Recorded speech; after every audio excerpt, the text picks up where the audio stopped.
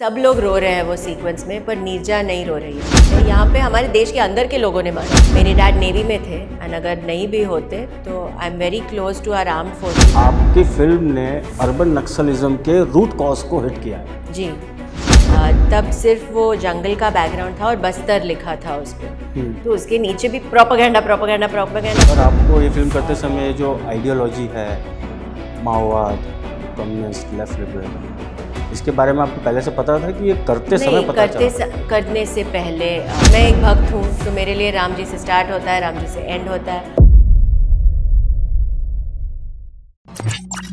आज हम Bastar the Naxal story से मेरी बातचीत का सेकंड पार्ट देखेंगे। This podcast is a solo podcast and I am thankful to Adah Sharma जिन्होंने भारतवर्ष को इतना समय दिया और सभी सवालों के जवाब बोल्डली दिया। इस पॉडकास्ट की खास बात यह है कि आप इस फिल्म की आईजी नीरजा माधवन के कैरेक्टर के माध्यम से हमारे देश के सिक्योरिटी पर्सनल्स कैसे इन नक्सलवादी एरियाज में उस लड़ाई को लड़ते हैं जिसकी पूरी खबर शायद ही देशवासियों को पता पड़ती भी हो। एज अर्बन नक्सल्स तो बैठे ही हैं हर बात को इंटेलेक्चुअलाइज करने के लिए। अदा शर्मा इतना कुछ जान पाई हैं इस फिल्म के बनते वक्त कि आप लोग इस बातचीत को जब सुनेंगे तब आपको समझ में आएगा कि क्यों बस्तर फिल्म से बहुतों की दुकानें बंद हो रही हैं। जिन जिन को जरा भी कंफ्यूजन है कि वामपंथ क्या है, अर्बन नक्सल्स क्या है और क्यों हमारी आर्म फोर्सेस लड़ाइयां जीत कर भी नैरेटिव की लड़ाई हार जाती हैं, उनके लिए ये वीडियो बहुत कुछ सिखाने वाला है। अब ज्यादा समय नहीं लूंगा, सीधा पॉडकास्ट पर चलते हैं। बस एक बात कमेंट्स करके जरूर बताना कि आप लोगों को ये वाला पॉडकास्ट कैसा लगा। Let's roll out.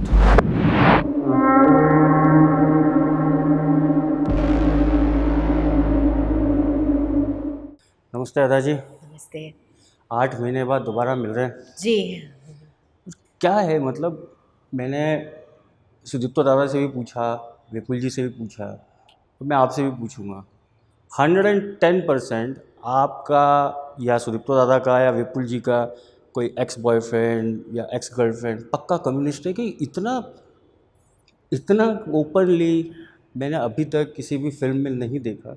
और जो हम सिर्फ न्यूज़पेपर में पढ़ते थे वो भी कभी कभी आधी रिपोर्टिंग होती थी, क्योंकि जो बस्तर जिसकी कहानी इस फिल्म में है और जिस समय की है 2007 टू 2010-11, वो एक ऐसा टाइम है जो शायद अभी तक किसी के मेमोरी में नहीं है।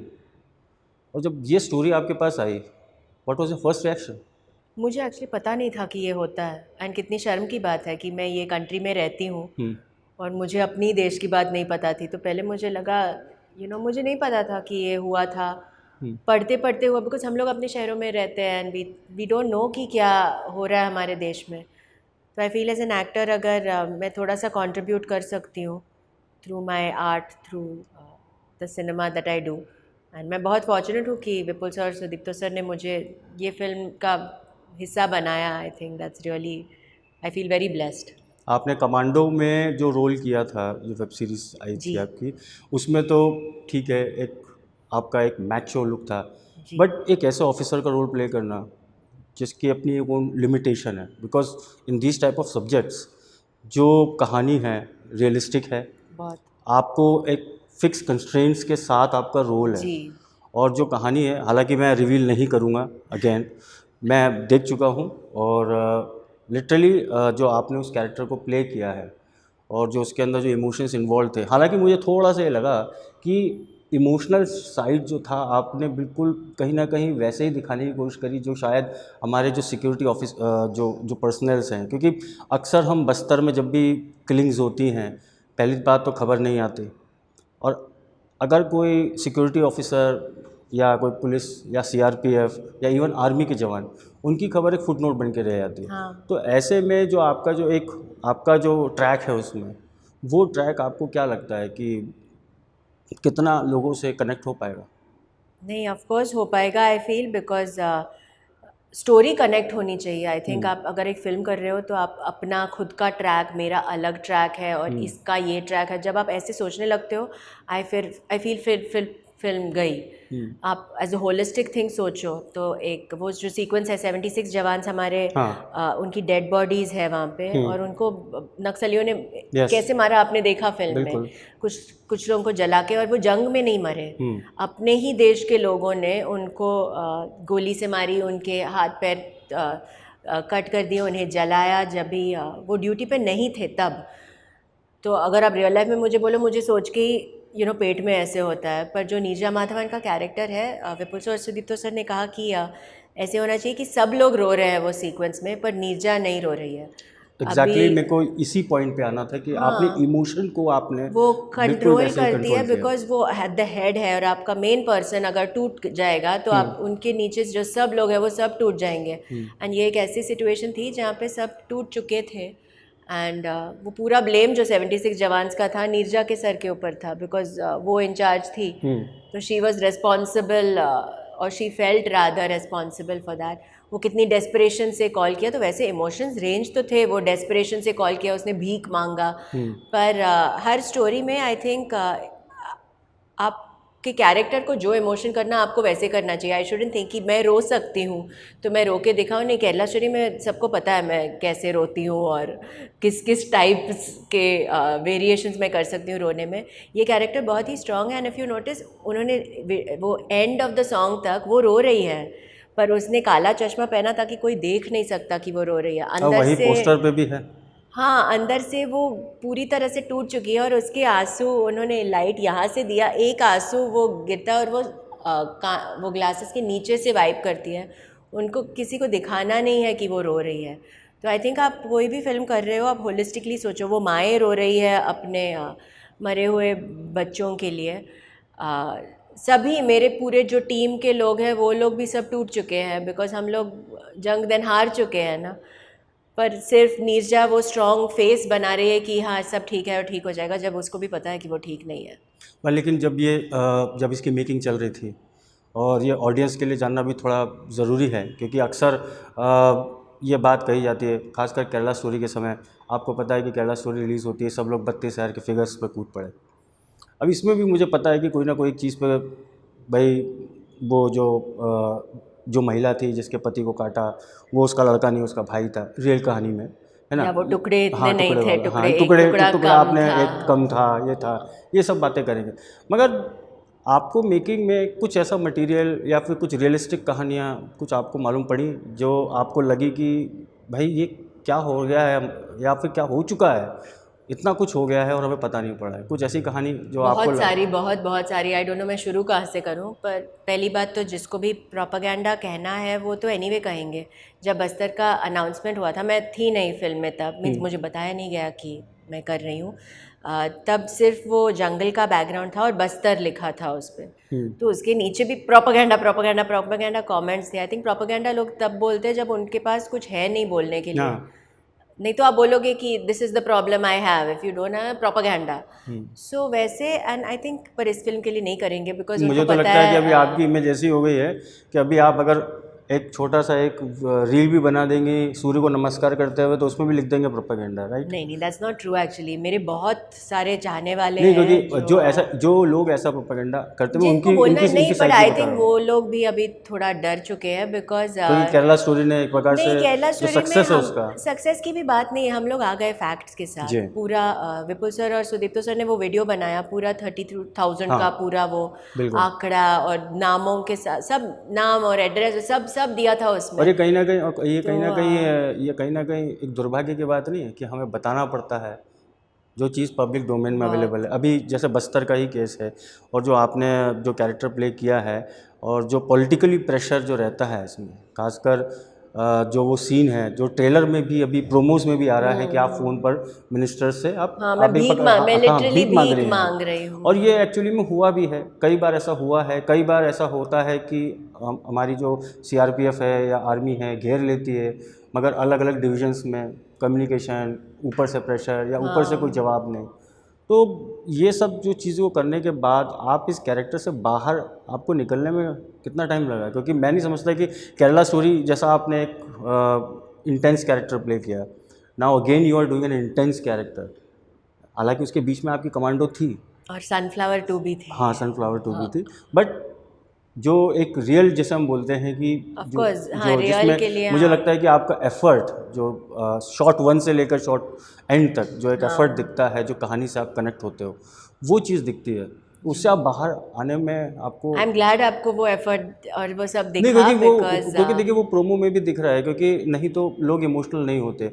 मैंने खुद नोटिस किया है और ऑडियंस भी नोटिस करेगी कि प्रीमियर में कई लोग इमोशनल हो गए थे। हाँ, आई हर्ड कि लोग रोने लगे। हाँ। एंड सी, जब आप केरला स्टोरी जैसी मूवी देख रहे हो, इमोशनल होना इजी है, बिकॉज हम लोग सब लाइक रो रहे हैं, माँ बेटी, ये फिल्म ना इतना हार्ड हिटिंग है कि शायद इमोशनल होना सिर्फ रोना नहीं है। आई फील इमोशनल होना, गुस्सा भी एक इमोशन है। लाइक मैंने जब ये फिल्म देखा तो मुझे मेरे अंदर वो गुस्सा था। आपको इंटरवल के पहले जो फिल्म थी, जो हार्ड हिट हुई, वही आपको as an Indian, as like a भारतीय, यू फील कि कितना फ्रस्ट्रेशन, वो गुस्से वाला, तो आई फील वो भी एक इमोशन प्रकार से है। हेल्पलेसनेस। हाँ, तो मुझे वो एक्चुअल में फील हुआ जब मैं देख रही थी। एंड आई वाज थिंकिंग कि ये रियल में क्या, ये लोग लाइक इन पे क्या बीती होगी। और इसकी खबर तो भी अभी तक शायद लोगों को पता भी नहीं है। नहीं, मुझे भी नहीं पता थी। लाइक आई हाँ सेड ना, मुझे नहीं पता थी। जी। आई न्यू कि कुछ हुआ था, बट एग्जैक्टली क्या नहीं पता थी। तो आई होप कि, आई डोंट नो, कि मीडिया के जरिए लाइक हम लोग रियल लाइफ लड़कियों से मिले अभी, एंड दे सेड जी। कि वो कहानियाँ दबी जाती है। तो आई होप ये फिल्म एटलीस्ट थोड़ा प्रकाश डाल सकती है, एंड मे बी ये स्टोरीज बाहर आए। और जो फिल्म में और अभी जो प्रोमो में जो चीज़ें अभी थोड़ा अपडेट हुई हैं, और ट्रेलर में भी देखा कि यूनिवर्सिटीज़ का रोल है इसमें, इसको एक प्रकार से नॉर्मलाइज कर देना, कि जैसे अगर बस्तर की स्टोरी आप लेके आते हैं तो उसके पैरेलल एक और चीज़ खड़ी कर दी जाती है कि भाई यहाँ भी तो कुछ हुआ है, और उससे जो आपका जो कैरेक्टर जो है बेसिकली, और वो रियल लाइफ जो ऑफिसर्स हैं उनके साथ भी ये प्रॉब्लम आती है कि आप एक फ्रंट पे हो, आपको यहाँ एक लॉस हुआ, और उस लॉस की कहानी जब आती है सबके सामने, तो एक लॉबी, एक सर्टेन सेक्शन एक खड़ा हो जाता है कि भाई ये तो चलो ठीक है, 76 जवान वीर गति को प्राप्त हुए, उनका क्या जो कश्मीर में, या ये जो भी जैसे आज के समय में सभी लोग रियल प्रोपेगेंडा आप समझ चुके हैं कि एक जो नैरेटिव है बेसिकली, जो और एंड आई एम ग्लैड कि आपकी फिल्म में 2-3 वर्ड्स बार बार यूज़ हुए, लेफ्ट लिबरल, कम्युनिज्म एंड आपका माओवादी। ये 3 वर्ड्स अभी तक काफ़ी ज़्यादा ग्लोरीफाइड वर्ड थे कि भाई जो माओवादी हैं वो थोड़े लिबरल टाइप के होते हैं और लिबरल बड़े अच्छे होते हैं, मगर आपकी मूवी ने पूरा डेफिनेशन चेंज किया है। तो ये आपको आई होप लोग बीइंग देखेंगे। इन द इंडस्ट्री आपके लिए जब स्क्रिप्ट आई थी तो लेफ्ट लिबरल आपको कई फ्रेजेस में दिखा, तो आपको डर नहीं लगा कि वैसे ही केरला स्टोरीज के बाद थोड़े दोस्त कम हो रहे हैं और फिर से कहीं और दोस्त नहीं, इनफैक्ट मेरे बहुत ज़्यादा दोस्त हो गए केरला स्टोरी के बाद। जो लोग मुझे पहचानते भी नहीं थे अब पहचानने लगे हैं। ऑडियंस ऑडियंस ना मेरे लिए, मेरी फर्स्ट फिल्म से मेरे साइड पे थी, टू बी ऑनेस्ट। ऑडियंस और मीडिया, मैंने 1920 किया था मेरे डेब्यू में, और ऑडियंस मतलब पहले और आपने डराया डराया, हाँ, और फिर उसके बाद फिर आपने रुलाया और अब आप सनफ्लावर मैंने हंसाया, और आई थिंक बस्तर भी एक एक्चुअली हॉरर फिल्म ही है। हाँ, मेरे ख्याल से actually it's very scary, real life human horror. मुझे कहीं ना कहीं लगती है कि this is the story of human crisis. Yes, जो मैंने विपुल जी के साथ और सुदीप्ति जी के साथ जो इंटरव्यू किया था उसमें उन्होंने ह्यूमन ट्रेजिडी का, और मुझे लगता है it is way beyond that human tragedy नहीं, it is a story of human crisis. और for me it's a horror space, because अगर आप किसी को ऐसे हॉररिफिक वे से मार रहे हो तो हॉरर फिल्म है, बट रियल लाइफ है तो ह्यूमन हॉरर। और बाकी ये जो फिल्म है, इस फिल्म को कहीं ना कहीं आपको थोड़ा सा डर नहीं लगा कि कहीं आप टाइप कास्ट हो रहे हो बार बार, क्योंकि ऐसा कई लोग कहेंगे कि देखो केरला स्टोरी में भी आपने इस टाइप का रोल किया, जो अगेन क्योंकि बॉलीवुड फिल्म्स नहीं जानी जाती हैं, मतलब मैं पूरी रिस्पॉन्सिबिलिटी के साथ कह रहा हूँ, और आप भी इस बात को सोशल मीडिया के थ्रू देखते होंगे कि ये एक नैरेटिव बना हुआ है कि बड़ी स्वीट सी फिल्म बनाओ, रियलिस्टिक, जो इस फिल्म के अंदर जो रियलिस्टिक जो एक टच है, खासकर कितना रियलिस्टिक के पास आप आए हो, और आपको शूट करते समय आपने जो फिल्म देखी आपको लगा नहीं कि यार ये सीन कट जाएगा, ये सीन कट जाएगा, ये सीन कट जाएगा, क्योंकि नहीं, एज एन एक्टर 2 चीज़ें आई फील कि आप पहले अगर सोचने ही लगो कि मैं टाइप कास्ट हो जाऊंगी, किसी भी चीज़ के लिए, तो वो गद्दारी है आपके काम के साथ। जब आप कुछ कैरेक्टर कर रहे हो, आप वही सोच के वही करो। आपके मन में ये सब चीज़ें, कितना क्या बॉक्स ऑफिस, क्या वो ये क्या बोलेंगे, उनको बुरा लगेगा, ये दोस्त नहीं होंगे, ये आपके मन में अगर है तो आई थिंक आपकी एक्टिंग प्लास्टिक हो जाएगी। और आपको ये फिल्म करते समय जो आइडियोलॉजी है, माओवाद, कम्युनिस्ट, लेफ्ट लिबरल, इसके बारे में आपको पहले से पता था कि ये करते समय पता चला? करने से पहले मैंने बहुत रिसर्च किया और सुदीप्तो सर का मटेरियल भी पढ़ा, पर तभी when I am playing a character, मैं ये कैरेक्टर हूँ तो मैं नीरजा माधवन हूँ। जो नीरजा माधवन की आइडियोलॉजी है मेरी है।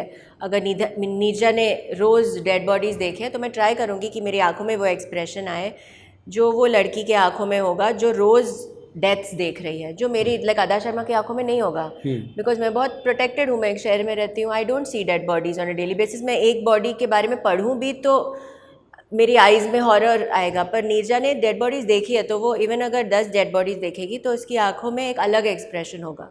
तो मैं वैसे सोचती हूँ। And type cast, I think जिनको भी टाइप कास्ट करना है उनको बहुत मुश्किल होगा, बिकॉज केरला स्टोरी में मैं एक कॉलेज स्टूडेंट थी, बस्तर में मैं आईजी बस्तर हूँ, और उसके बीच में I am telling about the type cast in terms of ideology, क्योंकि देन वो लोग सनफ्लावर देख के बहुत खुश हो जाएंगे। मैं बार डांसर हूँ उसमें, और मैं एक मर्डरर भी हूँ, तो मेरी आइडियोलॉजी उसमें एक क्रिमिनल आइडियोलॉजी की है जो मैं सपोर्ट नहीं करती हूँ रियल लाइफ में। बट कैरेक्टर्स में अगर आप कर रहे हो तो आप वो कैरेक्टर की आइडियोलॉजी में करते हो। अभी वो बार डांसर की जो आइडियोलॉजी थी रोज़ी, जब भी मैं बार डांसर हूँ, मैं बार डांसर हूँ एंड मैं ट्राई करती हूँ कि मैं बेस्ट बार डांसर बनूँ, कि आप देख के बोलो कि ये क्या फिट बैठी है, अदा को बार डांसर रोल्स ही मिलने चाहिए। फिर आप ये देखो और ये बोलो कि अदा को ना पुलिस रोल्स ही मिलने चाहिए। या आप केरला स्टोरी देखो ना बोलो नहीं ये परफेक्ट कास्टिंग थी केरला स्टोरी के लिए। लेकिन एक चीज़ मैं एक चीज़ मैं पूछना चाहता हूँ कि ये फिल्म करते समय आपको कहीं ना कहीं ये लगा कि ये जो कम्युनिज़्म है, जो माओवाद है और जो ये लेफ़्ट लिबरल है, ये कहीं ना कहीं इस देश के लिए एक थ्रेट है? क्योंकि ये आइडियोलॉजी आज भी रेलेवेंट है, कई जगहों पर ये बातें की जाती हैं कि ये भारत देश जो है ये एक देश नहीं, it is a union of states. अब 35 देश हैं इसमें, 36 देश हैं इसमें, और फिल्म में भी यही पृष्ठभूमि है, यही करके लोगों को ब्रेन वॉश भी किया जाता है। हर एक घर से एक माओवादी, अब उस समय माओवादी निकलते थे, आज के समय में अर्बन नक्सल्स निकल रहे हैं, क्योंकि आपकी फिल्म ने अर्बन नक्सलिज्म के रूट कॉज को हिट किया है जी। और ये जो रूट कॉज है ये क्या रिएक्शन देगा ये तो फिल्म के बाद मालूम पड़ेगा, मगर आप कितना एजुकेट हुए इसमें, और आपको क्या लगा कि क्या ये वाकई आपका जो बिलीफ है इस सब्जेक्ट पर भी, और जो रियल इंसिडेंट है, क्योंकि जो आपका कैरेक्टर है ये कहीं ना कहीं इट सपोर्ट्स नेशनलिज्म कि this is my country, this is my land, this is my flag, this is my country. और इसके अंदर ये आइडियोलॉजी कि मेरे देश के 35 टुकड़े हों, ऐसी आइडियोलॉजी के मानने वाले लोगों की कोई जगह नहीं है। अगर तिरंगा फहराने पर ऐसा हो सकता है जो इस फिल्म में बताया, तो आपकी क्या इसमें तो आपकी मुझे रियल लाइफ वाली लाइक एज अदा मेरी विचारधारा अलग है नीरजा से, बिकॉज लाइक आई सेड मैं बॉर्डर पे जंग नहीं लड़ रही हूँ रियल लाइफ में। As a citizen of a country मुझे अपने देश से बहुत प्रेम है, एंड मुझे अपने देश के हर सिटीज़न से बहुत प्रेम है।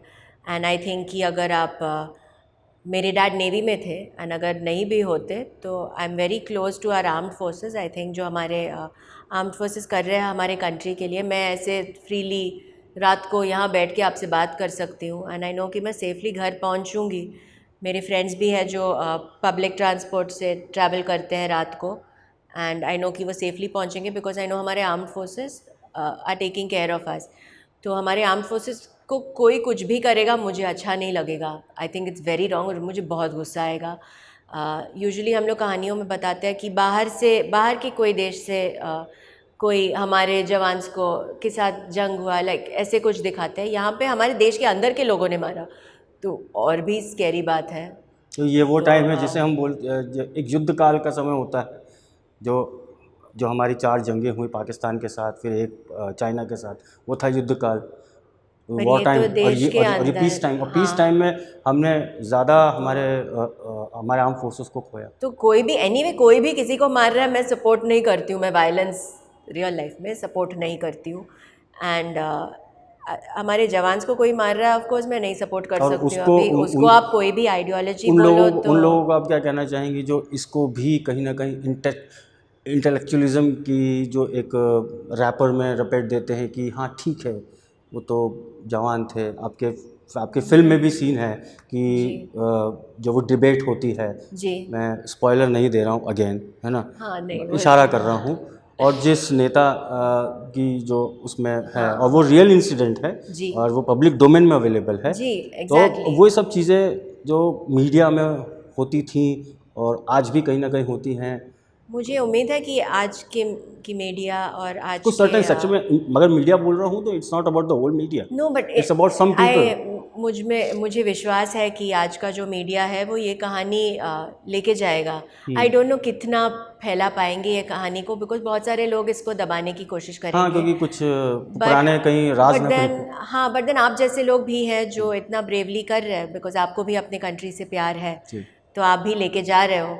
अभी जितना आप रीच आउट कर सकते हो आप कर रहे हो, और आपके जैसे जितने लोग हैं वो ट्राई करेंगे। लाइक आई सेड, कितना ये कहानी लोग फैला पाएंगे मुझे नहीं पता। आई होप बहुत सारे लोग देखें, आई होप नहीं दबा पाए, पर वो एक डेस्टिनी होती है। और एक चीज़ जो फिल्म ने बहुत अच्छा किया, जो मुझे मेरे लिए भी मुझे बहुत अच्छा लगा उस चीज़ को, शायद कई लोगों के लिए वो लर्निंग भी होगा, कि दंडकारण्य का नाम बस्तर का जो ओरिजिनल, जो एक सांस्कृतिक नाम दंडकारण्य के जंगल, जहाँ से राम जी गुजरे थे, वानर सेना का रूट था।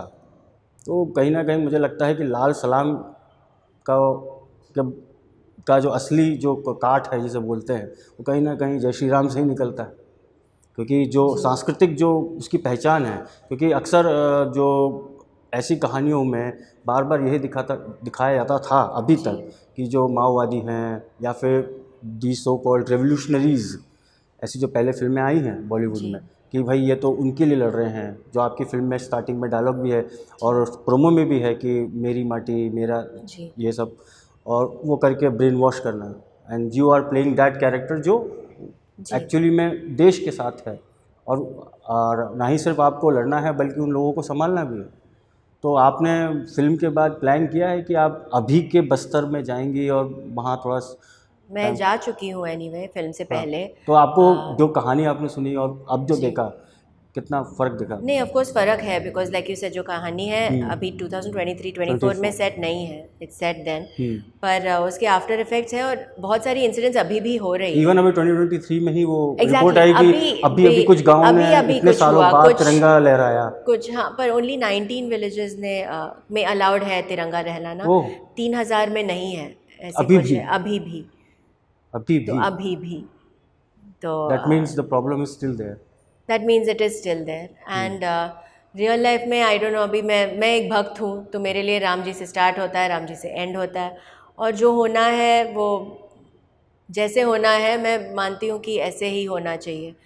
तो आई जस्ट होप, मेरी सिर्फ एक विश है कि लाइक जैसे केरला स्टोरी की थी, जब भी हम लोग ने बनाया फिल्म, आई थॉट कि हम लोग एक छोटी फिल्म बना रहे हैं सिर्फ फेस्टिवल्स के लिए, आई डेंट नो कि रिलीज़ होगी। देन जब रिलीज़ के टाइम पे आ गई थी, आई थॉट कि थिएटर्स में ये रिलीज़ ही नहीं होगा, एंड आई फील कि एक मिरेकल है कि रिलीज़ हो गई, बिकॉज शोज़ कैंसिल होते जा रहे थे लगातार, बिकॉज बैन हो रही थी। हाँ, उस समय वहाँ से भी प्रॉब्लम आई थी, मगर जब ऑडियंस का एक हाँ, पर जब भी आप शोज़ कैंसिल तब कर सकते हो जब भी इवन 20% बुकिंग है या कुछ, जब भी 100% है आप कैंसिल नहीं कर सकते हो शोज़। एंड माइंड यू, आपकी फिल्म को ए सर्टिफिकेट था, राइट? एडल्ट, केरला स्टोरी भी A certificate. Then also yes, and it was ban West Bengal, Tamil Nadu, and मैं गाड़ी में बैठी थी विद Vipul sir and Sudipto sir, मुझे पता था क्या कॉन्वर्सेशन हो रहे थे फ़ोन पे एंड कैसे उन्होंने रिलीज़ किया। I feel like really it's divine intervention, and मैं वैसे ही मानती हूँ। तो बस्तर का भी वही है, जितना आई जस्ट होप, बिकॉज अत्याचार गरीब लोगों की जो ये है, आई होप कि लोग पहुंचा पाए एंड लोग जाने की क्या, खासकर उन लोगों की बात जिनको 70 सालों से एक ही घुट्टी पिलाई गई है कि आपको दिल्ली से आपकी ज़मीन छीन ली जाएगी, आपका रहने का, आपका पहनने का, आपका खाने पीने का सारा तरीका बदल दिया जाएगा। ये पूरी एक मशीनरी लगी है, और आपकी फिल्म ने उस एक कहानी को दिखाने की कोशिश करी जो शायद सबको जानना भी ज़रूरी था। और आज भी कई यूनिवर्सिटीज़ में इन चीज़ों को लेकर कई प्रकार के असली रियल प्रोपेगेंडा चलते हैं। And I am very glad कि आपने ये रोल किया और इतना अच्छे से किया, एंड आई होप कि ऑडियंस को ये पसंद आएगा। थैंक यू, मुझे बहुत खुशी हुई कि आपको पसंद आई फिल्म, एंड थैंक यू मेरी तारीफ़ करने के लिए। थैंक यू कि आपको मेरा रोल पसंद आया, बिकॉज कुछ अलग कर रही थी यहाँ। मैं ट्राई कर रही थी कि आपको नहीं लगे कि अदा शर्मा है स्क्रीन पे। ऑल्सो लोगों ने केरला स्टोरी देखी थी, तो it should be different. I mean वो सेम लड़की नहीं लगनी चाहिए। आई वांट की, एंड मेरा तो सफल हुआ आज, मैं खुश हूँ। Thank you very much. और अपने ऑडियंस को मैं कहना चाहता हूँ कि ये फिल्म जो है, ये फिल्म रियल इंसिडेंट से इंस्पायर्ड भी है, मगर कुछ कुछ सीन्स ऐसे हैं जो बिल्कुल रियलिज़म के करीब तक चले जाते हैं। और वही एक चीज़ जो मेरे को डर था, वो डर मेरा कल दूर हुआ वैसे, कि थैंक गॉड मैंने जो प्रिंट देखा वो थिएट्रिकल प्रिंट है ना, and I am very happy. And again censor board ji को मैं धन्यवाद देता हूँ, और कल भी दिया था मैंने धन्यवाद, विपुल जी ने भी दिया था, सबने दिया था। और मुझे स्ट्रगल भी मालूम पड़ा कि आपके मतलब विपुल जी को 1-1.5 महीना लड़ना पड़ा उसके लिए। हाँ, सब प्रूफ सब देने पड़ते, इवन केरला स्टोरी के लिए, पर 2 महीने के लिए वीडियो फुटेज, एविडेंस, बहुत सारी चीज़ें देनी पड़ी। लोगों को पता नहीं चलता जब फिल्म आती है क्या क्या देना पड़ता है। Now since I know Vipul sir and all, I know कि कितने कॉल्स, कितना एविडेंसेस जोड़ के देना पड़ता है, but everything is for the good. But लोग आई डोंट नो कहते हैं, लाइक ये ट्रेलर देख के लोगों ने कहा इतना डरावना है, कैसे कोई देखेगा। एंड आई सेड, पर लोग वायलेंस देखते हैं ना, लोग जब भी रियल भी नहीं है, आई डोंट नो। एनिमल चली ना। हाँ, मैंने अभी तक देखी नहीं है, हम लोग यही शूट कर रहे थे, मुझे जंगल में रखा था। तो जो दिसंबर रिलीजेस, नवंबर दिसंबर वाले, मैंने कुछ देखा नहीं अभी तक। बट आई थिंक वायलेंट फिल्में भी चलती है, तो बट ये एक माइंडलेस वायलेंट फिल्म नहीं है ये एक। पर अगर माइंडलेस भी देख रहे हो तो माइंड लेकिन ये जो फिल्म है ये बेसिकली रियल इंसिडेंट से इंस्पायर्ड है। हाँ, it's not, and I think हमारे भारतीय बहुत ही स्ट्रांग है दिल से। ऐसे क्यों अंडर एस्टिमेट कर रहे हैं हम लोगों को कि डर जाएंगे? नहीं, आई थिंक हमारे भारतीय लोग बहुत ब्रेव, बहुत बहादुर है हम लोग। ये सवाल मैंने जानबूझ के इसलिए पूछा है क्योंकि कई लोग ये भी बोलेंगे कि कमज़ोर हृदय वाले ये फिल्म ना देखें। और एक चीज़ आई वुड से ठीक है, नहीं सही है, कमज़ोर हृदय वाले ना देखें, पर मेरा मानना है कि हर भारतीय इतना ये हुआ है सत्य नहीं, पर ठीक है, कमज़ोर हृदय वाले ना देखें, पर मेरा मानना है कि हर भारतीय दिल से बहुत तंदुरुस्त है, बिल्कुल कमज़ोर नहीं है, तो हर भारतवासी देख सकता है। और एक जाते जाते एक छोटा सा सवाल पूछना है मेरे को कि आपकी केरला स्टोरी इस रिलीज़ के 1 महीने पहले जाके OTT पे आई। I know, finally. कितना स्ट्रेस रहा होगा कि लोगों को कितना इंतज़ार करना पड़ा, क्योंकि थिएटर में जहाँ भी जाती थी लोग हर कोई यही पूछता था कि कब हम बता के OTT रिलीज़ कब है, OTT रिलीज़ कब है, OTT रिलीज़ कब है, लोगों को सिर्फ वो पूछना था। चलिए, बट फाइनली और धूमधाम से हुई, एंड जब होना है सही टाइम, आई थिंक सही वक्त का ये है, वी कांट डिसाइड, जब चीज़ें होनी है वो सही वक्त पे हो जाती है, उसका सही वक्त ये अब था। चलिए, आशा करते हैं कि ये सही समय बस्तर के लिए भी हो, और मेरी शुभकामनाएं भी, और मेरे थ्रू हमारी ऑडियंस की भी शुभकामनाएं आपके साथ हैं। Thank you so much. Thank you very much. धन्यवाद। नमस्ते, मैं हूँ Adah Sharma. Please subscribe to भारतवर्स।